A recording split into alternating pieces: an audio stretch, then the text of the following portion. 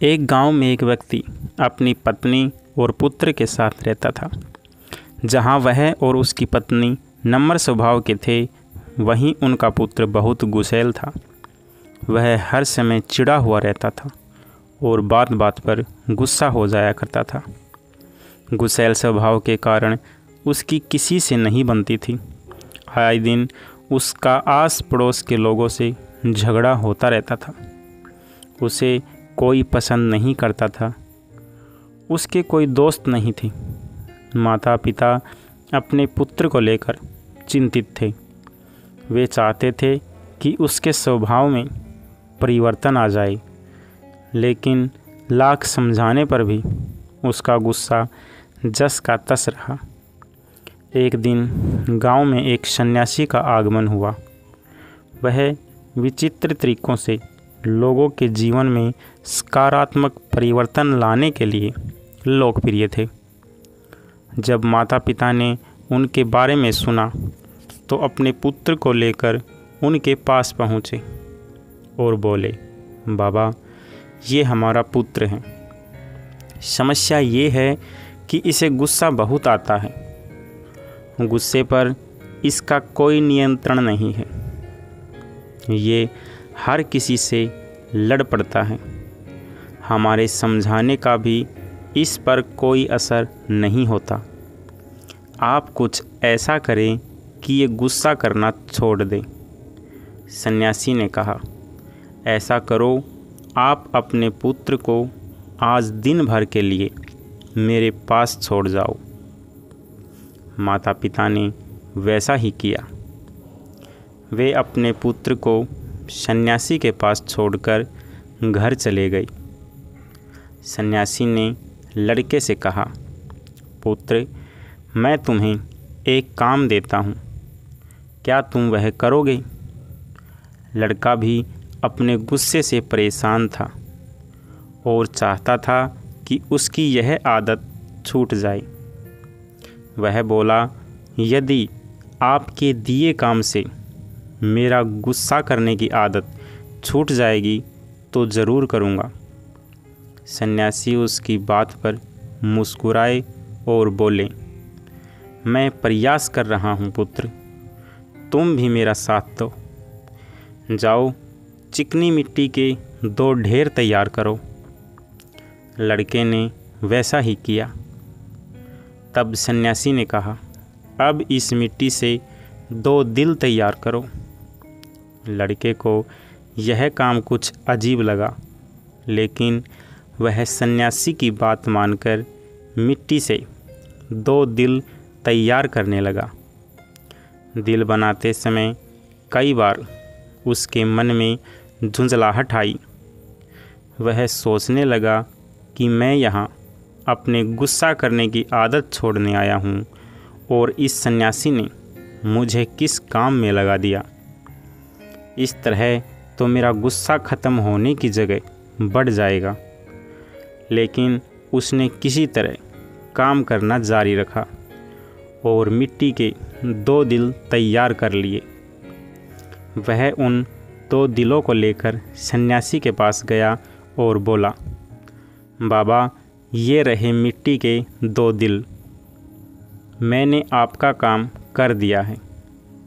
अब मैं जिस उद्देश्य के लिए मेरे माता पिता ने मुझे आपके पास भेजा है, उस पर आइए, उसके लिए कुछ कीजिए।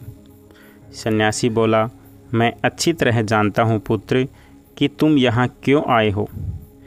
पहले मेरा यह काम कर दो, फिर मैं तुम्हारे गुस्से के लिए कुछ करता हूँ। बताइए अब क्या करना है? लड़का मन मारकर बोला, इस पर मिट्टी के दिल को लेकर कुम्हार के पास जाओ और उससे कहकर इसे भट्टी में अच्छी तरह तपाकर वापस ले आओ। लड़का कुम्हार से उस मिट्टी के दिल को तपाकर वापस सन्यासी के पास ले आया। तब सन्यासी ने उससे कहा, अब इस दिल में जो चाहे रंग भर दो। लड़के ने उस दिल को लाल रंग से रंग दिया। रंग चढ़ाने के बाद वह दिल बहुत सुंदर नज़र आने लगा। लड़के ने जब अपने दिन भर की मेहनत से तैयार उस दिल को देखा तो बहुत खुश हुआ और सोचने लगा कि सन्यासी बाबा से कहकर मैं इसे अपने घर ले जाऊंगा और अपने कमरे में सजाऊंगा। वह खुशी खुशी सन्यासी के पास गया और वह दिल दिखाते हुए बोला, बाबा देखिए, रंग भरने के बाद ये दिल कितना सुंदर दिखने लगा है। हाँ, ये बहुत सुंदर दिख रहा है। आखिर तुमने इतनी मेहनत से इसे तैयार किया है, लेकिन अब तुम्हें इस दिल पर हथौड़े की चोट करनी होगी। कहते हुए सन्यासी ने एक हथौड़ा लड़के के हाथ में पकड़ा दिया। अपनी दिन भर की मेहनत पर हथौड़ा चलाते हुए लड़के को बहुत गुस्सा आया, लेकिन किसी तरह अपने गुस्से को पीकर उसने उस दिल पर वार कर ही दिया। हथौड़े की चोट से वह दिल टूटकर बिखर गया। लड़के को बहुत दुख हुआ। वह बोला, बाबा मेरे दिन भर की मेहनत बर्बाद हो गई। लेकिन सन्यासी ने उसकी बात पर ध्यान नहीं दिया और मिट्टी का बना हुआ दूसरा दिल उसे देते हुए कहा, अब इस दिल पर भी हथौड़े से वार करो।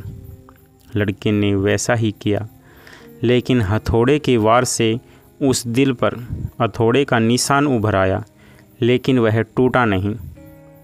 लड़का आश्चर्यचकित होकर कभी उस दिल को तो कभी सन्यासी को देखने लगा। वह सोचने लगा कि मेरे माता पिता मुझे किसके पास लेकर आ गए। ये सन्यासी बाबा तो मुझे पागल लगते हैं। वह बोला, मेरा पूरा दिन यहाँ बेकार के काम में चला गया।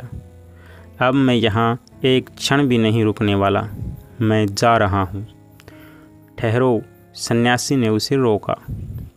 आज दिन भर तुझे जो काम किया उसका वास्तविक अर्थ तो समझते जाओ। लड़का ठिठक गया। सन्यासी उसे समझाते हुए कहने लगे, पुत्र, जिस मिट्टी के दिल पर तुम काम कर रहे थे वह वास्तविक दिल का एक क्षण रूप था। जैसे तुमने मिट्टी के दिल को आग की गर्मी में तपाया, वैसे ही अपने दिल को भी क्रोध की भट्ठी में तपाते हो। तुम्हें ऐसा लगता है कि इस तरह तुम इस दुनिया के सामने मजबूती से खड़े हो, लेकिन ऐसा नहीं है। जीवन रूपी हथौड़े का एक वार भी तुम्हारा कठोर हो चुका दिल झेल नहीं पाएगा और चकनाचूर हो जाएगा। ऐसे में तुम संभल नहीं पाओगे। जीवन के दुख दर्द को सहन करने के लिए तुम्हें अपना दिल नरम बनाना होगा। तब जब भी उस पर कोई दुख आएगा, उस पर कुछ समय के लिए असर ज़रूर होगा, लेकिन वह टूटेगा नहीं, बल्कि कुछ ही दिनों में संभल जाएगा।